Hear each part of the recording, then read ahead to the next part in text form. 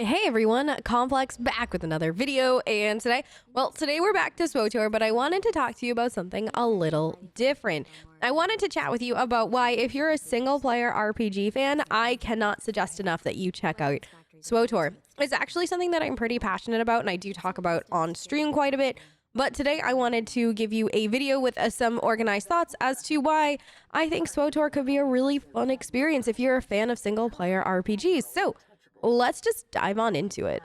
So before we start talking about specifics, you should know I am a huge fan of single-player RPGs. I love BioWare games. I've played a lot of Dragon Age. I played a lot of Mass Effect. I'm a huge fan of Skyrim, Bethesda games, just CDPR. Like, I love The Witcher 3, stuff like that. So single players are my jam. I actually really am not a huge MMO fan, if I'm being brutally honest. I didn't pick up SWTOR for the MMO aspects of it. I ended up downloading and playing SWTOR initially because I wanted that story single player experience again, and we haven't really gotten a new single player that had a rich story from BioWare in a really, really long time, and I missed that experience. So I decided to check out SWTOR. I watched a few different YouTube videos with like some cutscenes and stuff like that, just so I could kind of get a feel for what to expect if I decided to play. And I was hooked, and I dived on in, and I haven't regretted it. This game has been a really unexpected but very, very pleasant surprise for a whole variety of reasons.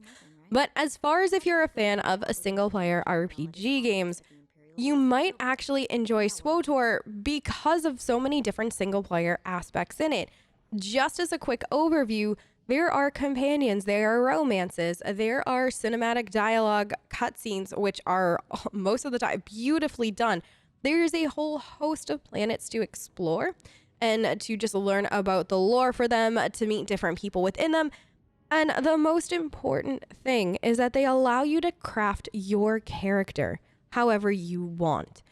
This game is unique to me in a lot of ways, even from other single-player RPG games, in that I can tell a story. I can have a crazy, and we have one on stream, a crazy Sith who picks pretty much all of the worst possible choices that you could think of, has murdered a vast number of people, and this game doesn't make me feel guilty for crafting a character that way. So this game doesn't, story-wise, impose a morality on you. It allows you to craft the morals for your character. It allows you to craft the tone of your character, and your companions are either going to like it or dislike it, and the people around you and the story itself will react to it accordingly, but you're never going to be made to feel guilty, which to me is a very freeing experience when you're trying to roleplay a very specific kind of character. Now, I did mention that there's a lot, especially with the companions and the cinematic dialogue. I love cinematic cutscenes in an RPG because it allows me to connect to my character on an entirely different level. I love being able to see a character that I've crafted have a conversation, and I love being able to pick and choose how that conversation will go, especially with dialogue choices. The cool thing is that SWTOR has a light side and dark side option for some of the conversations that you might have. Now, light side and dark side, you might think, oh, good and bad, but it doesn't actually come down to something as simple as a good or bad choice. Sometimes a dark side option is going to be the more moral choice, or sometimes a light side option is going to be the most immoral choice you could make. That's really good storytelling, in my opinion, and it allows you to craft a character that's either going to think for themselves, and that they are going to take their time and determine what the right situation is and not pick off of light side versus dark side.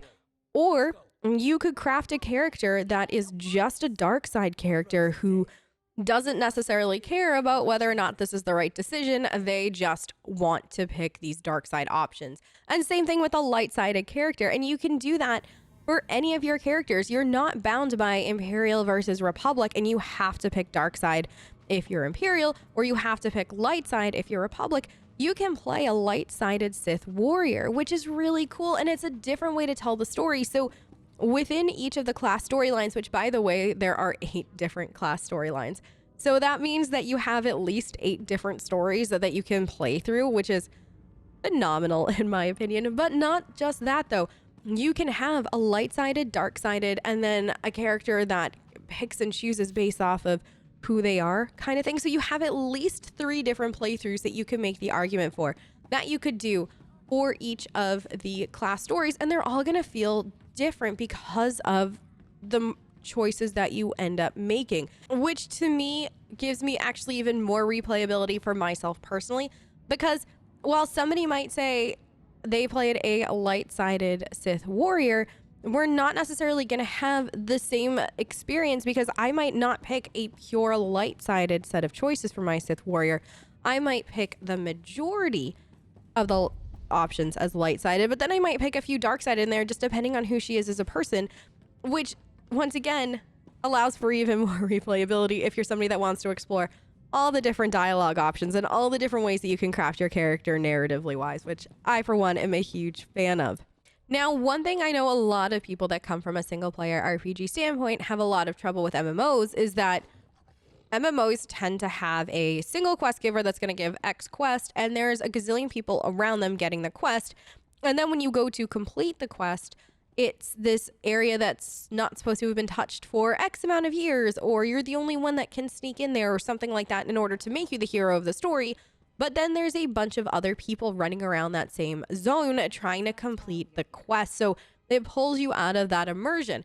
Now, while SWTOR still has that definitely for some of the lighter things, or sometimes you'll see it like in a starter zone or for planetary quests, stuff like that, when it comes to the main class story of your character or in some of the DLCs, you'll find more often than not that you're put in a single player area. You'll know you're in a single player area by when you walk through this kind of green transparent wall. You might also see red transparent walls throughout the worlds, and those are actually zones for either other class stories or maybe your class story, but you just haven't hit that point yet. Now, the cool thing is once you walk through that green wall, you are in your own single player zone, like I had mentioned.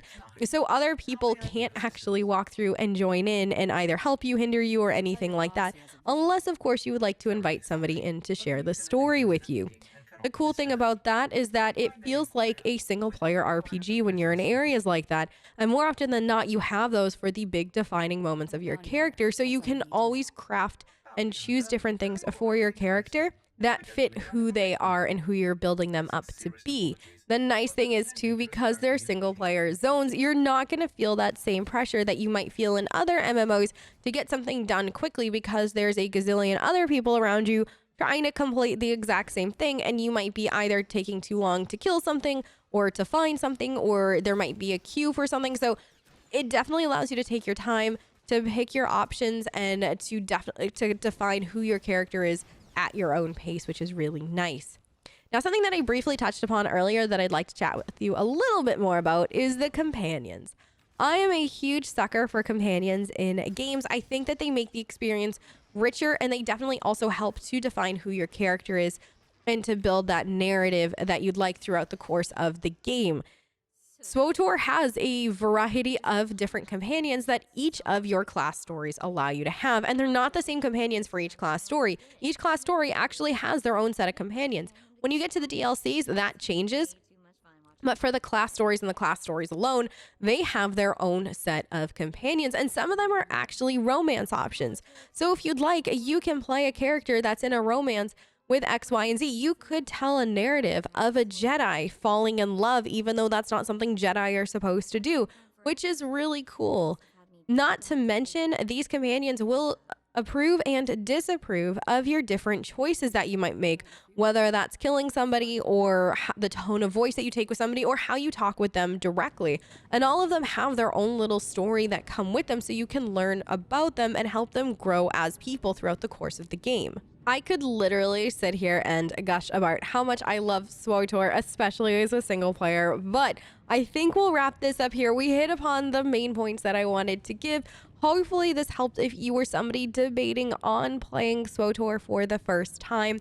I do also have a wide variety of different videos for new players and for just a few of the different overall things that you might need to know when going forward with SWTOR. They are all in a playlist, and I will link the playlist in the description down below just in case you'd like to get some more information before diving into your SWTOR journey.